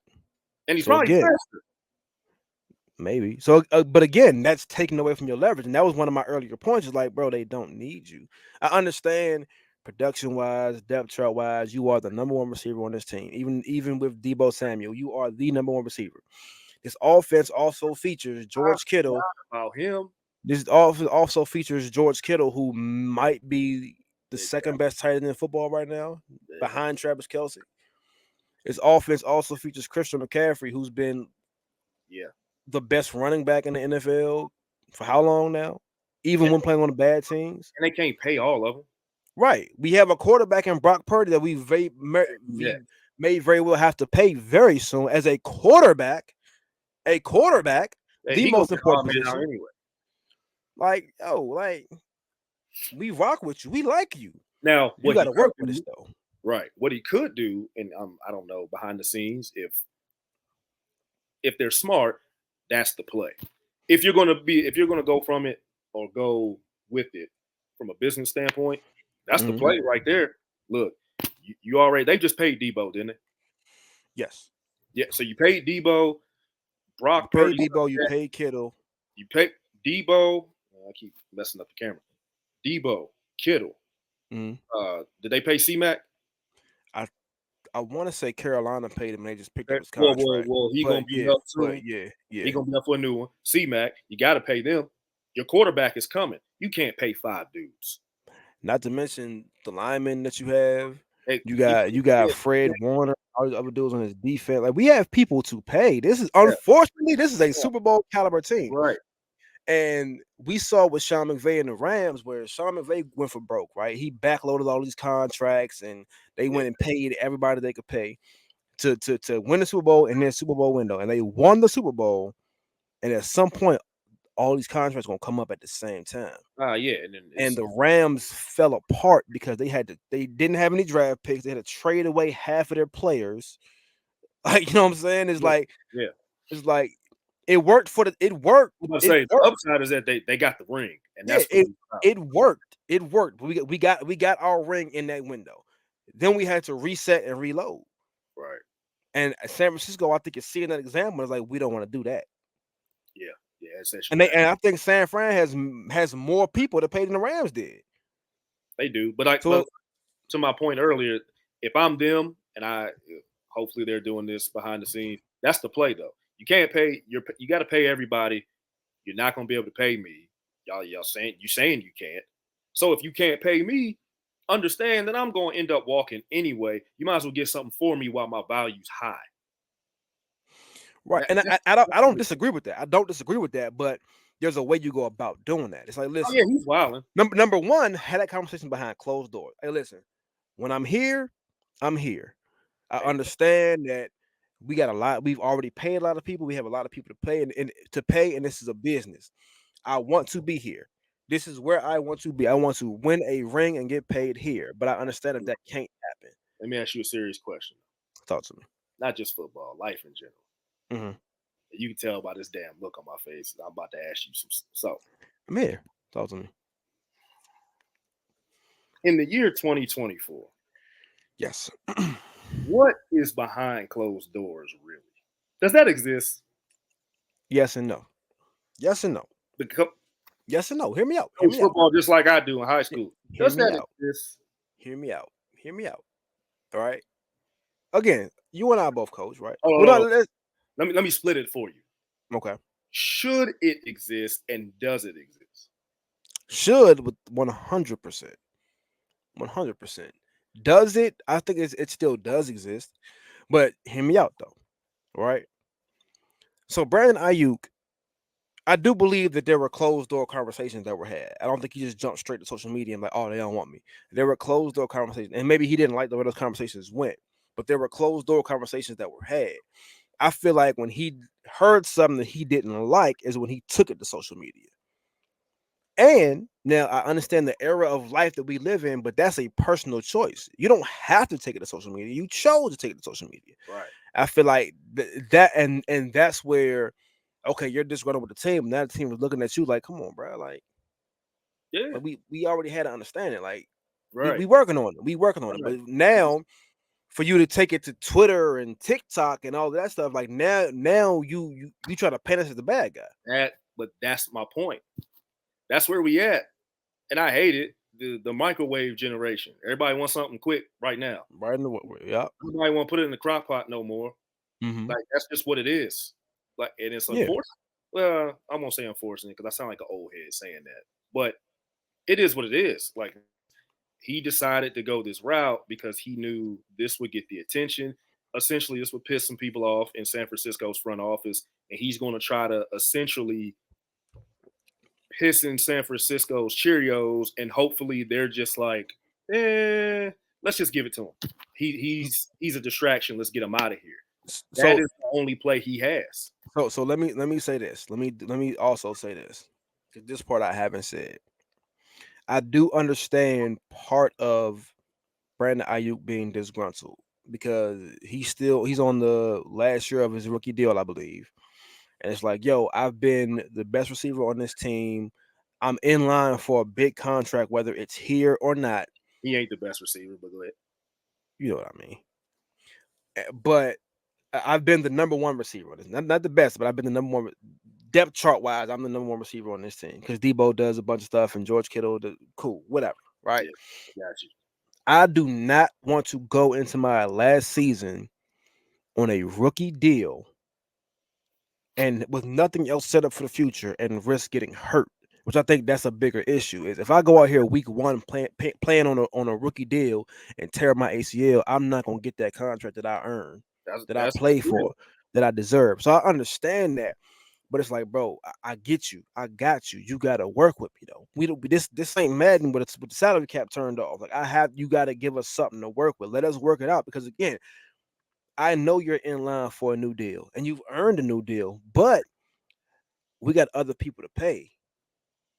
If Now, we just throw all our money at you, now, now, this is a big. Hey, yeah, now we going deeper here. I'm listening. Now I'm just gonna be real. If this is Jelani Irby here, right? Mm-hmm. I understand the business aspect. Like we got to pay Kittle, we got to pay this dude, this dude, this dude, and this dude, right? Mm-hmm. You As a still got Trent Williams, by the way. yes, as a competitor, I don't care about none of Bosa. that. As a competitor, I don't care about none of that.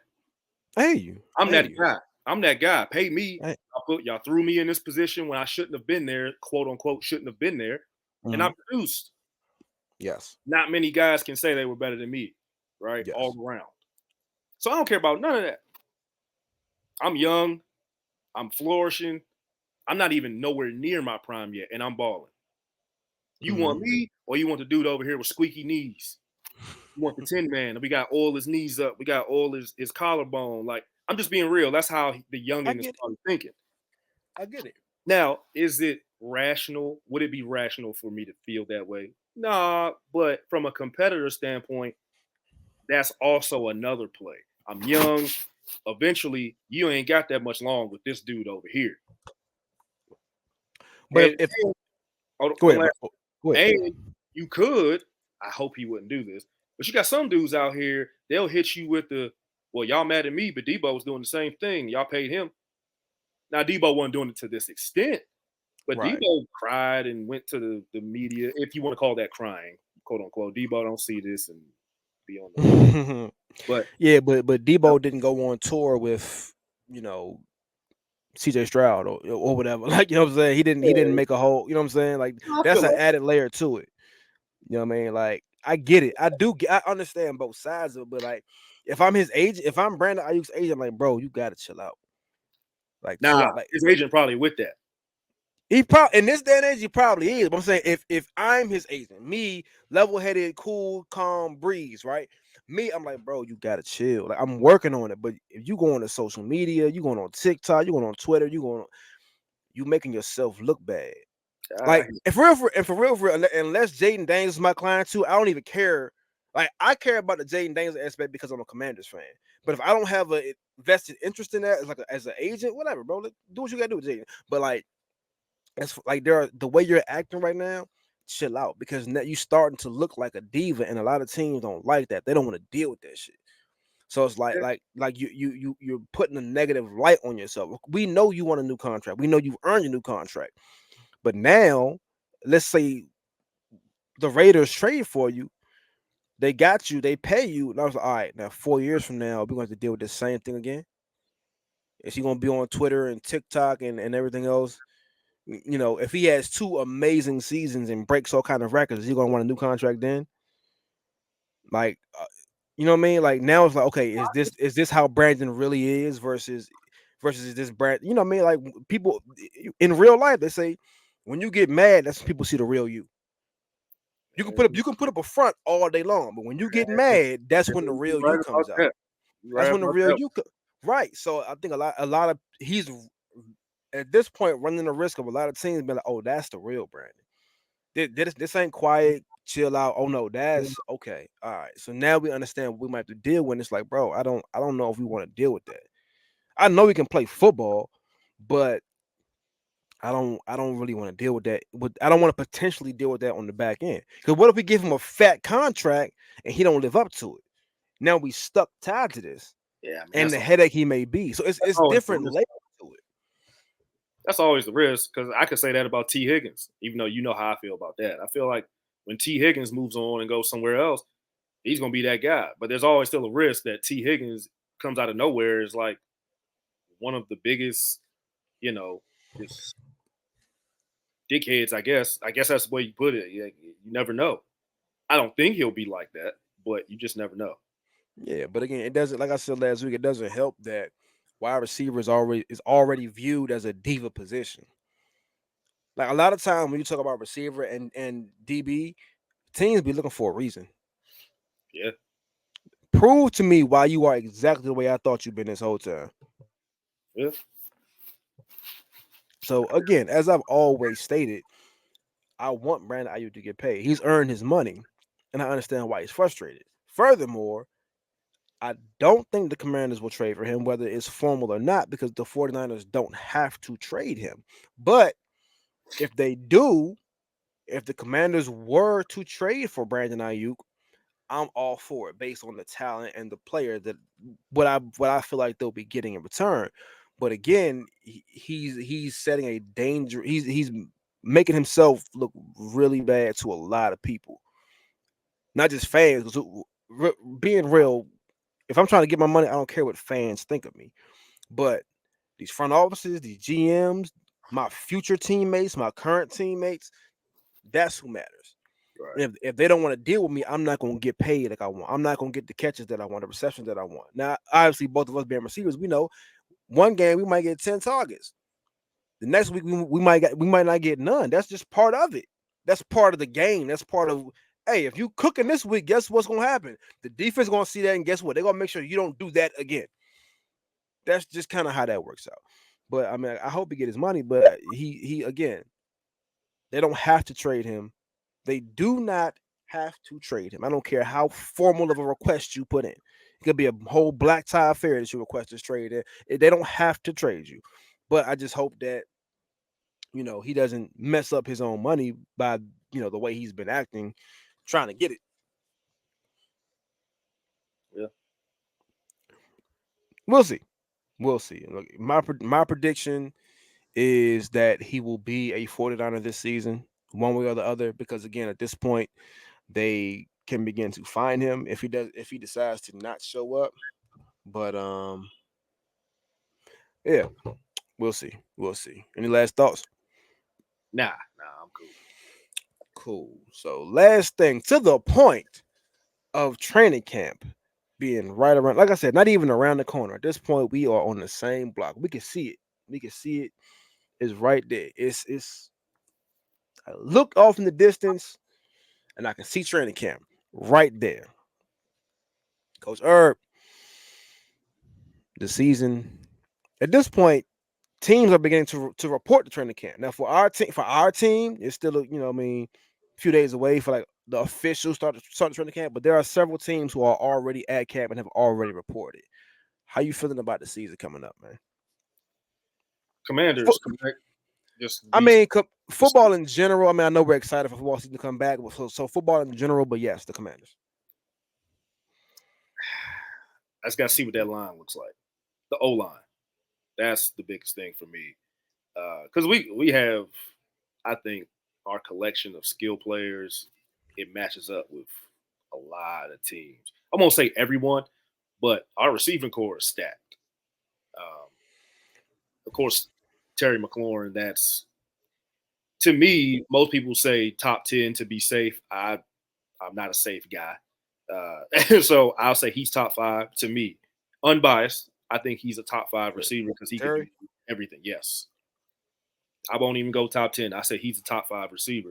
But when you put, Dotson and all the other guys with him, we just drafted Lil McCaffrey, who I'm very interested in seeing what he does in camp. I know he's been doing good stuff in the offseason, but I want to see what he does during camp when the bullets start really flying. Uh, Mm-hmm. but yeah, I'm excited, man, because if we can keep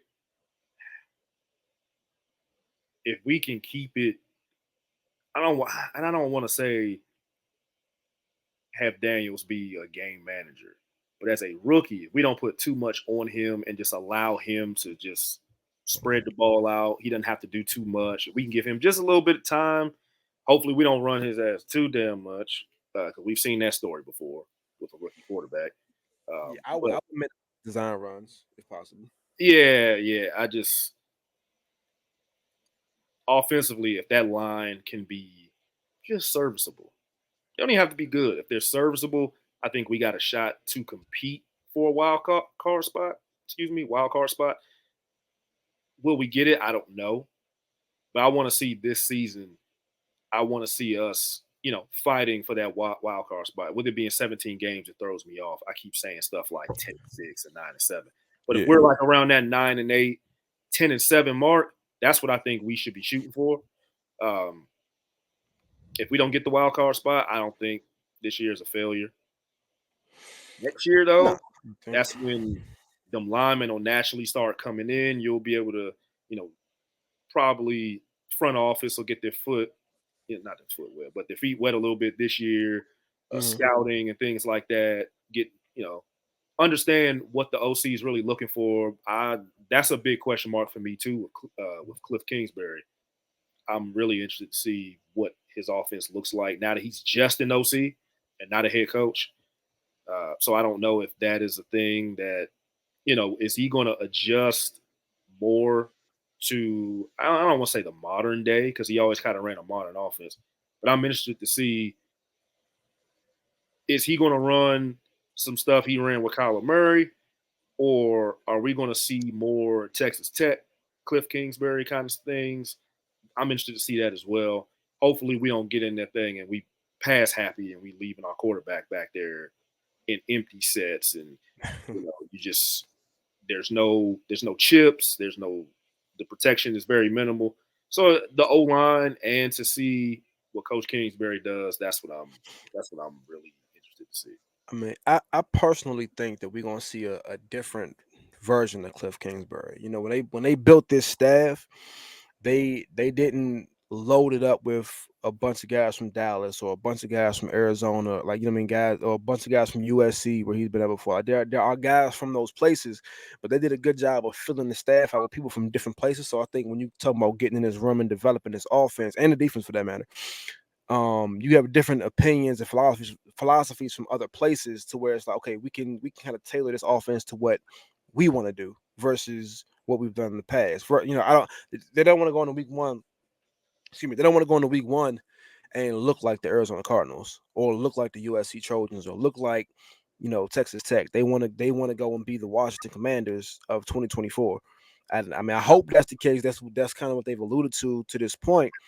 But my hope is that when they actually get into practice and get into, really the goal is week one, obviously. Like the focus is week one. But when they get into week one, it's like, okay, this is different. This is new. We never seen Cliff with this wrinkle before. We never seen, a DQ defense with this wrinkle. You know what I mean? Try to kind of change stuff up and tweak stuff as far as game plan and execution versus I don't even remember. I know we played the Giants week two. I'm so focused on week two because that's the first home game. I actually forgot who we opened the season with in week one. But yeah, just looking forward to I said my belief is that it'll be a different version of what we've seen in the past, not and versus them getting into week one and week two and it'll just be air raid or pass happy everything. So I'm curious. I'm curious. What is one veteran player that you are excited to see? It can be a free agent signing. It can be somebody who's been on the roster. But give me a veteran that fair game. Anybody is open for conversation. Give me a veteran that you feel like on either side of the ball that you're excited to see. Going into this season with this new regime.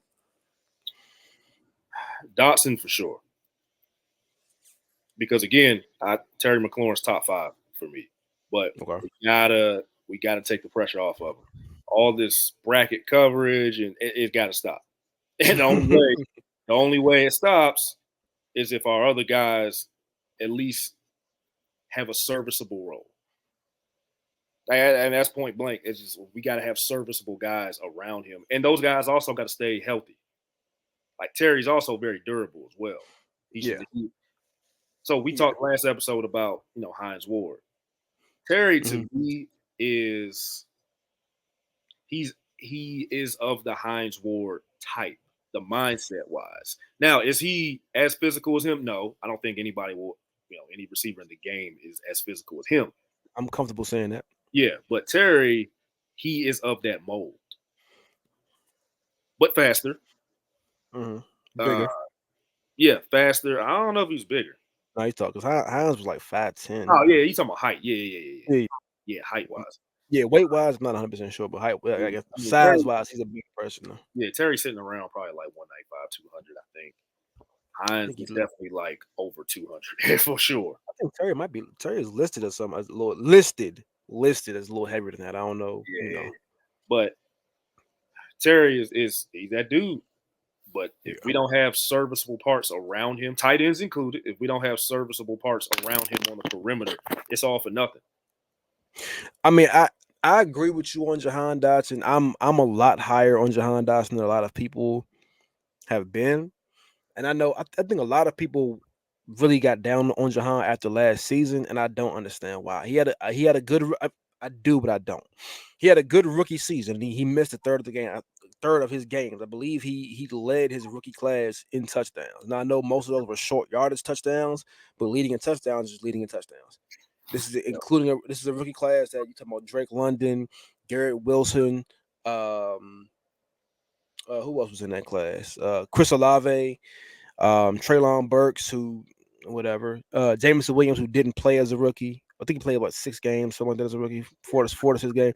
But like they're rookie. This is a rookie class of good wide receivers. Not to mention the guys who went later on in the draft. Those are just the guys that went in the first round. And he was able to lead that class in touchdowns, and he missed a third of his games. Even though his yardage may have not been up there, he still led the class in touchdowns. But going into his sophomore season, I was one of the people that said, "Yo, Jahan Dotson is in line for a big season." And looking at his physical ability, I feel like Jahan might be in line to one day surpass Terry. This is something that I said. It's not wide belief. This is something that I said from what I saw. Is that he has the ability. I think he's a more natural wide receiver than Terry McLaurin. I personally don't think Terry is top 5. I think Terry is more so toward the back end of the top 10. This is my personal opinion, but I think Jahan is a more natural wide receiver. He's a more natural route runner. He's a more natural pass catcher. He's not as big as Terry is. He's not as fast as Terry is, but he's just a more natural wide receiver. But he didn't take that next step, and in Eric Bieniemy's offense, this is going to be one of the last times I say that name because I'm tired of talking about it. But in EB's offense last year, we all thought that coming from Kansas City, oh my goodness, the Commanders are about to light the world on fire. You got Sam Howell who can throw the ball a mile. You got Terry. You got Jahan. It's finna be lit, right? It was everything but. Jahan Dotson had a bad season. Let's call a spade a spade. I think he still missed a few games with injury, but like he had a lot of drops, which is unlike him. He wasn't getting open. He didn't have the yardage, didn't have the touchdowns. He did score, I think, twice, but he wasn't the same player as a sophomore that he did as a rookie. And I step back and look at it, the whole offense struggled, right? I think Terry McLaurin is a top 10 receiver. You say top 5, fine. He's regardless of where we place him, we can all agree he's by far the best receiver on this team, right? We can agree with that, right? Okay. So he gets into the season, and I don't think Terry missed a game last season. And it took them to run a trick play in the last game of the season for him to get over 1,000 yards. That's sick. Sick. And with the talent that Terry McLaurin has, he should have surpassed that way before then. Yep. Especially with you should not need a trick play on his last reception of the season to get him over 1,000 yards. So the whole offense struggled. So I'm not going to look at Jahan and be like, oh yeah, he's the one that messed up. Like no, the offense was bad last year. So moving forward, we have it's a new regime, new head coach, new OC. Everybody's new. So I'm going into this season like, yo, I still have high hopes for Jahan. I still think highly of Jahan going into the season. Now, if we still have this conversation this time next year, different conversation, right? Okay, now Jahan has to step up. He's going to a make or break season. But prior to that, I'm going to the season like, yo, Jahan he has the ability to still be a good receiver in this league. Now, I think he may be better suited to be a slot receiver, but I think he can still be a good number 2 in this league. That's just my opinion. But I'm not going to look at last season when everybody was bad and be like, oh yeah, Jahan ain't got it because he had a bad season. That's just where I'm I at tell with you it. who's an honorable mention for me as well, as far as the vet side of it, is Bobby Wagner. Because I want Okay. to see if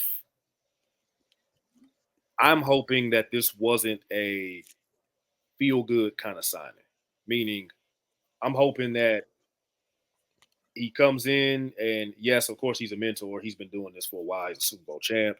Mhm. This, that, and the third.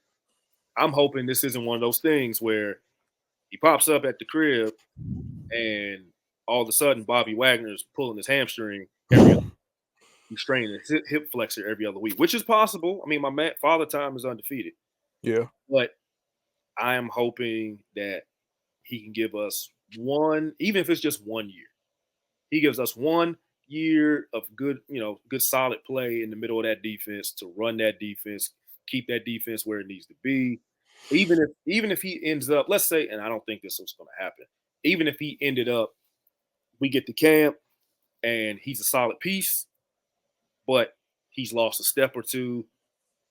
Staff sees that. They put the young guy in there in front of him, and he's a situational guy. It is you can't put a price on that to have a guy like Bobby Wagner in there to try to change your culture. You can't put a price on it. Yeah, I think So, Bobby Wagner serves. My fault. Go ahead. Go ahead. I ain't yeah, gonna no, no, no, no. I mean, that's pretty much it. What I'm saying. But yeah, you can't put a price on that, and I'm not going to compare him to now in his prime. I would compare Bobby Wagner to London Fletcher. London Fletcher. Hmm. Same kind of build, same mentality, same physique for sure. But fool's got boulders for arms. Yeah, that's what I'm looking forward to defensively. So I'm Not even the secondary, but Bobby Wagner for sure. so I don't look at Bobby Wagner as a feel good sign. I think Bobby Wagner had every intention of coming here to because he felt like he had more football left, and I think the Yeah, Commanders signed him because they felt like, in addition to all of the feel good stuff, the leadership and culture change, he can still play football and lead a defense. I don't have now again, like you said, Bobby Wagner, probably what 35, 36 years old. So yeah, Father Time is undefeated. I'm sure I believe there will be some drop off, but I think he'll still be the best linebacker that we've had in quite some time. But to that point though, I don't I agree with you 100% on Jahan Dodson. If I look at the defense, a guy that I'm looking at is Frankie Louvu, who's also a free agent signing from Carolina. yeah. Now, I didn't know a whole lot about Frankie Louvu prior to them signing him. But once they did sign him, I'm like, oh, this dude is everything that they thought Jamin Davis was going to be. Respectfully, respect to Jamin Davis, but like, he's big, he's fast, he's physical, he can cover, he's gonna come downhill, he's gonna hit somebody. Like Frank, like we went from having the worst linebacker core, in my opinion, probably in the league, to one that I can't say they're the best because they haven't played yet, but or among the I can't even say among the best, but one that's very intriguing. You look at adding Bobby Wagner in the middle of that defense, Frankie Louvu at outside linebacker. You drafted what 2 linebackers, and now you have Jamin Davis who can kind of just play a more role defined situation, like where it's like, okay, we don't need Jamin to go be a free safety. We don't need Jamin's not playing middle linebacker. Jamin can just go see the football and go get the football, which is I think what Jamin Davis excels at the NFL level. I understand what he did in college as far as covering people because of his speed. I just don't think he's that player in the NFL, which is fine. We've all that's kind of just how it goes. You can be that dude in high school and that dude in college, and you get to the league, you just can't be that dude anymore. That's cool with it. But Frankie Louvu. If I had to look at the defense, it's a lot of guys. It's hard to just isolate one person. But Frankie Louvu being new, he's somebody that I look at like I'm excited to see what he can do in his defense. He was also a captain in Carolina last year. So I'm definitely looking forward to seeing what Frankie Louvu can bring to the defense, what Bobby Wagner can bring to the defense. I'm curious. I'm cautiously optimistic to see what they can do with Emmanuel Ford, but the jury is very much still out on that. Um, but past those guys, you know, for Commanders training camp, rookies begin to report on July 17th. That's when rookies report. Now, I'm not sure when this is coming out, but as of being recorded, rookies report tomorrow. Right. Um, Give me 1 or 2 rookies that you are excited about. Not named Jaden Daniels. Obviously, Jaden Daniels is the quarterback. He's the easy choice, right? That's the low hanging fruit. We're all excited for the number 2 overall pick at quarterback. Absolutely. Yeah. Outside of Jaden Daniels, who else are you looking forward to seeing in camp and in the preseason? Oh, that's easy. McCaffrey. That's easy. Like that's self-explanatory. I think he's a route running machine. He's got All right. hands. My man he doesn't look just like his brother, but I won't put that expectation on him. But he looked nice. I liked him when he played in college. I would just say anybody who is looking at Luke McCaffrey and expecting Christian, don't Nah, do you it. ain't gonna get that. Don't do it. Don't do it. But You know who he reminds me of? He honestly reminds me of and I hope nobody takes this as disrespect, but he reminds me of a little more athletic Cole Beasley. a little bit. Not even a little, a more athletic Cole Beasley, and I'll take that.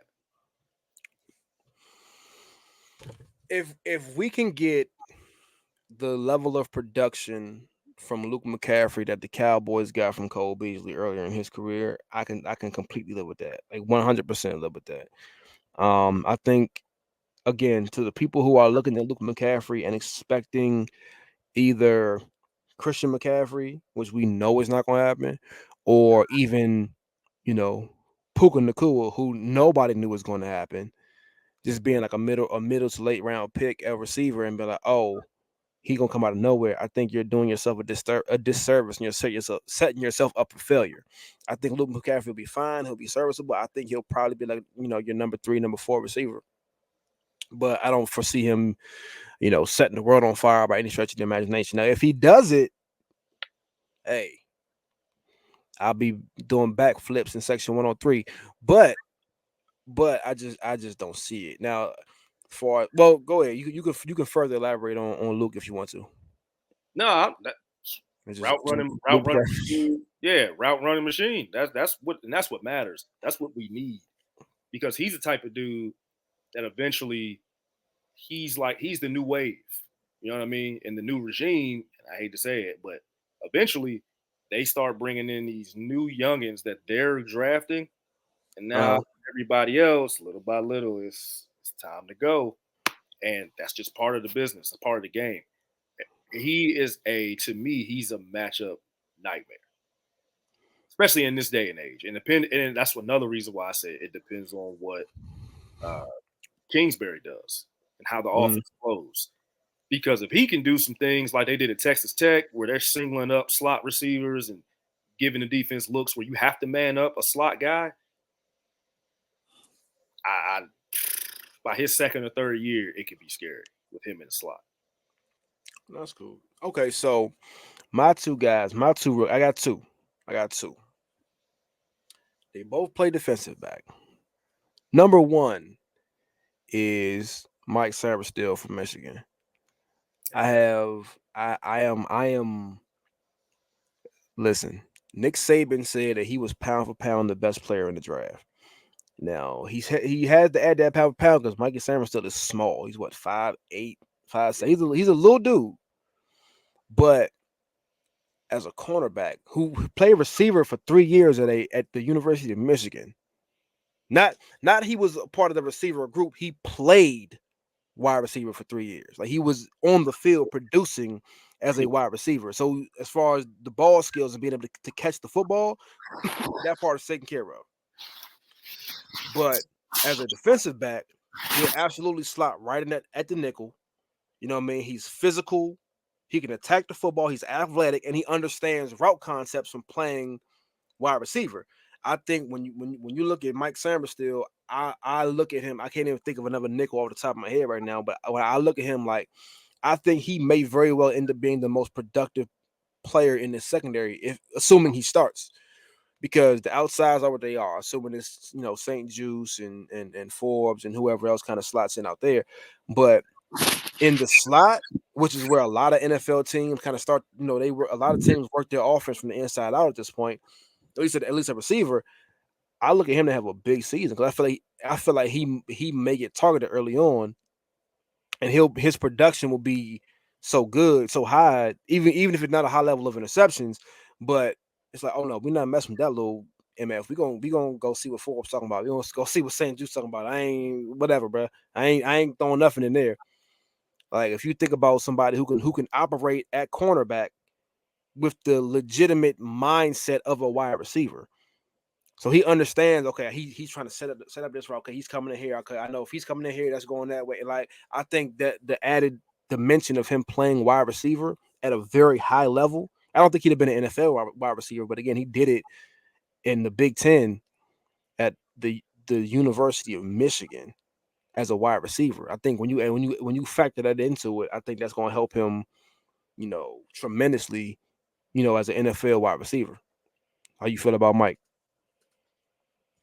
I love the pick. And like you said, but again, it goes back to the McCaffrey thing. Building from inside out, you're going to need some guys that can produce defensively from the inside out. Of course, Mhm. you need your guys on the outside that can match up with the number one. That's eventually what you want to build up to. You want to try to find that alpha male that can line up outside the numbers and match up toe to toe with a Devontae Adams or Brandon Aiyuk, even though he's not primarily out there. But guys that can do that.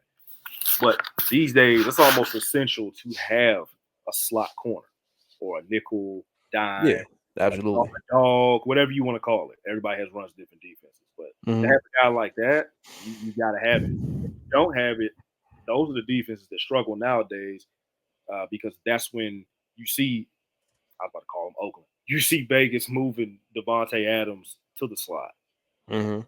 and you can move guys around now. So you got to have guys um, rather than just flipping. So like in his prime, Darrell Revis would follow guys even to the slot. Nowadays, teams don't want to do that because it puts your defense in a stressful situation. Because then you got to have a slot guy flip to the outside, and that's not where he's comfortable, and that ain't what he's getting paid for, quite frankly. So you're not really working it like you could. Mm. But yeah, I love the pick, and I think it's gonna pay off. And like I said, some this season I think will be a lot better. Well, I know will be a lot better. I'm looking at this team as far as use this year to propel ourselves for the next 2 and 3 years. Yeah. So even if it doesn't pay off for 12-5 year or even 11-6 year, it may pay off for 9-8. And if 10-7, I'd be ecstatic. But if it doesn't pay off this year, it's gonna pay off the next 2-3 years. I just think about it like this. I think if you look at football 10 years ago, most teams didn't have a specific slot corner. A lot of times your slot corner was just like your third cornerback. Yeah, And he may or may not have been good playing that role, but it was just your third cornerback for a lot of teams.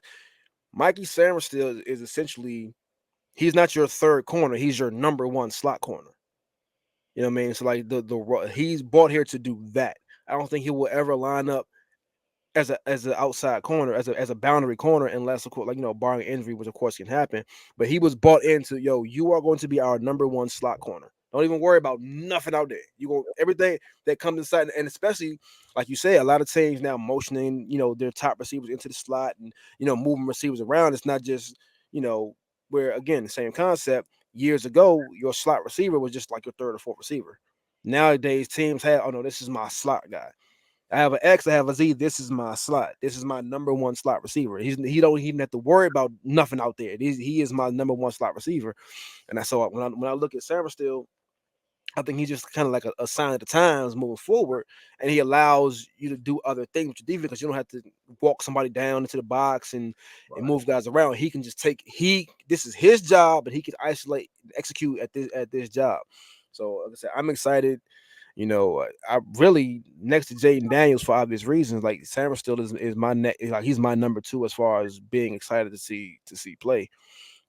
And then I have a guy who was an undrafted free agent, and I know I'm gonna mess his name up, but we gonna just go with it because hey, um, Chigozie Anasim from Colorado State. I know I butchered that. I know I killed it, brother. If you see this, I apologize.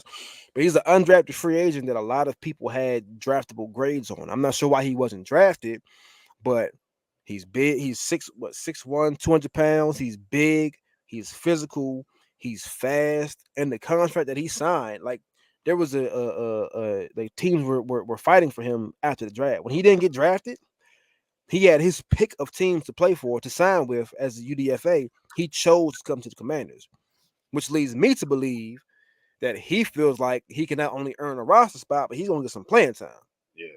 He didn't sign that contract because he, expected to be gone by August 15th. So I'm excited to see what he has, because I think, again, with our outside corner, our boundary corners being what they were, St. Juice, the jury is still out. Forbes, the jury is still out. Um, the guy we signed from the Chargers, I can't remember his name right now. But like we don't have any like solidified, we let Kendall Fuller walk, so we don't have any like solidified outside corner right now. So I think when you look at a corner coming in that has a good, great, if he goes to a different school that's not Colorado State, he's probably drafted, right? But he's going to one of the worst teams in his conference in college, and he's playing all the better receivers. So they're basically picking on a bad defense. Yeah. So I look at him as like, yo, this is somebody that, based on his size and his physical traits, I think he can come in and earn some playing time. I'm not saying he's going to be starting, week one, but I definitely look at him as somebody that could potentially, contribute. I'm not sure if you have any kind of file on him. I mean, again, I know you saw him play because you went to see Colorado this year, but I'm not sure if you got any kind of file at all. I don't remember what was his number. You remember what jersey number he wore? I want to say one. It was a single digit. I want to say one. Yeah, yeah. Dude was all right. I thought that's who that was. Yeah, he so put it to you like this. He got some character about him too. Is that a good thing or a bad thing? I think it's a good thing. Every time, so for example, every time Colorado tried to test him downfield, and, it's a lot of hand fighting that goes on. Corners trying to squeeze you to the sideline. You can call. I'm not gonna say you can call pass interference every play, but more times than not, when there's some physicality going on with the ball in the air, it can get a little chippy. But whenever the officials wasn't throwing PI on him, he was getting up, like taunting the crowd, and it didn't affect his play though. Some dudes, they get so engaged in fanfare and trash talk that it affects their game. Nah, it's almost like it made him kind of sit up like Superman a little bit. He wasn't afraid to match up with Travis Hunter before Travis Hunter got hurt in the game. Right. He wasn't afraid to match up with him. Xavier Weaver, who's a pretty good receiver in my opinion. Which also I was kind of sick that we didn't sign him. I was hoping we signed him because I like him, not just because he played at Colorado, but because I think dude can ball. But yeah, he was on an island. He had good technique. Definitely has great size. So reading his draft profile, which again they are wrong all the time, but this is just his draft profile, states that he is a big physical corner, which again at 6'1", 200 pounds, that sounds accurate. He's quick. He's quicker than he is fast. So he doesn't have like high top end speed, but he is quick. Um, and he's decent in space. So it sounds like maybe a better zone corner than a man corner. A willing tackler. But the biggest knock on him was that he didn't take the ball away in college. So he more so will play the receiver than playing the ball. And in his 3 or 4 years in college, he only got one interception. So I think that's the biggest knock on him is that he doesn't take the football away. Saying that he's a great tackler, and it says that he may be great trying to safety, but they were unsure of him being a boundary corner in the NFL. But he is big, strong, and quick, but quicker than fast. So I mean, listen, again, the contract the Commander signed him to, they signed him to a contract that they see something worthy of developing and working on. And based on the physical traits, I don't know what kind of defense they're going to run.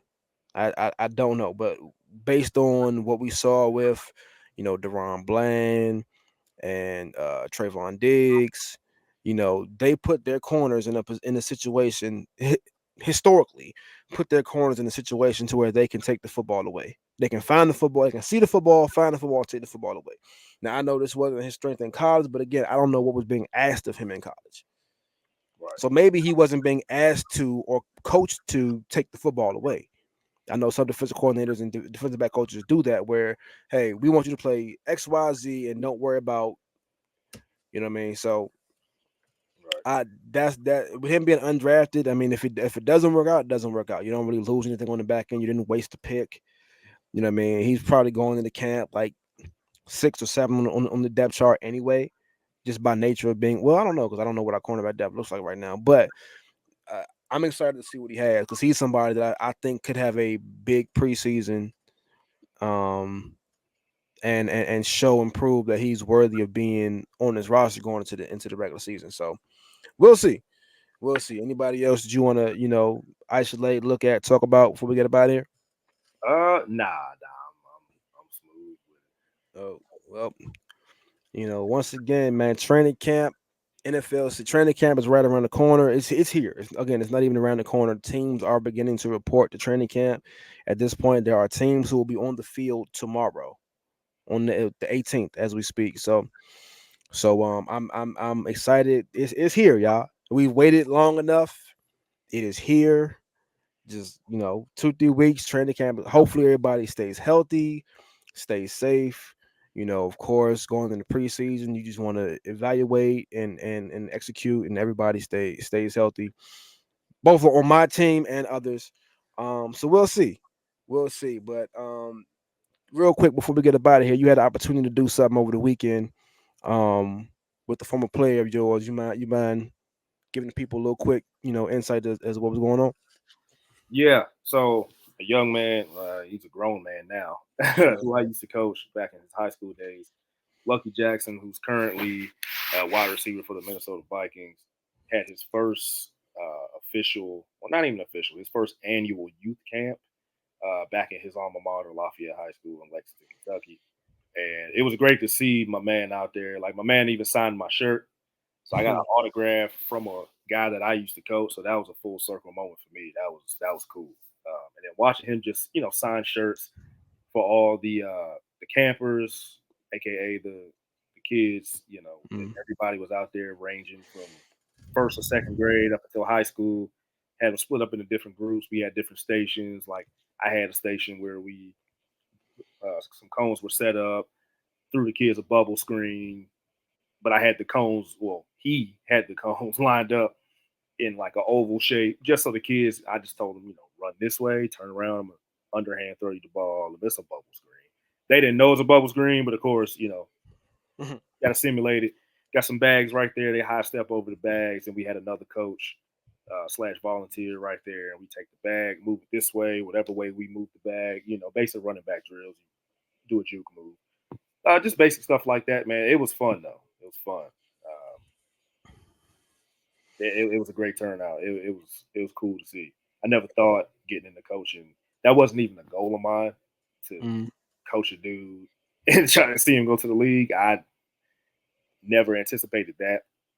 Added bonus. Added bonus. Yeah, I never anticipated that, and I never, even if I did anticipate it, I never thought it would feel this cool. But it's more so about him. You know what I mean? It's great for me to see it, but I can only imagine what how he's living in his brain. You know what I mean? Like, but the crazy thing is,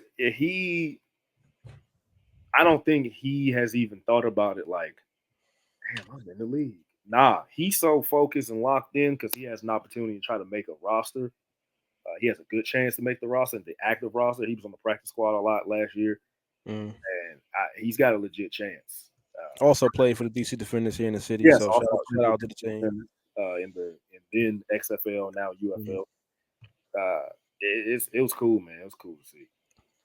That's dope, man. I know, I haven't had any of my former players, reach that, pinnacle of the NFL that we all hope to attain one day. But I can only imagine what it's like, seeing somebody that you coach not only reach their dreams, but come back to where you coached them at and give back to, the local kids in the area, and some more kids that you maybe either currently coach or may coach, down the road, and you coach this person as a high school student, and now you have other kids looking up to him as like I can do that. So like I can only imagine how dope that is and what that may feel like. So shout out to Lucky Jackson and the Vikings and Lafayette High School and all of that. So yeah, my brother, I appreciate you for coming on and joining with me. I know it took a while to kind of get stuff together. Everybody who has came on, watching, please follow, share, like, subscribe, retweet, repost, bookmark, and whatever else you got to do. This has been another episode of Coolin and Coach Breeze, brought to you by Eat Your Beer Butter, featuring my good brother Jelani Irby. Until next time.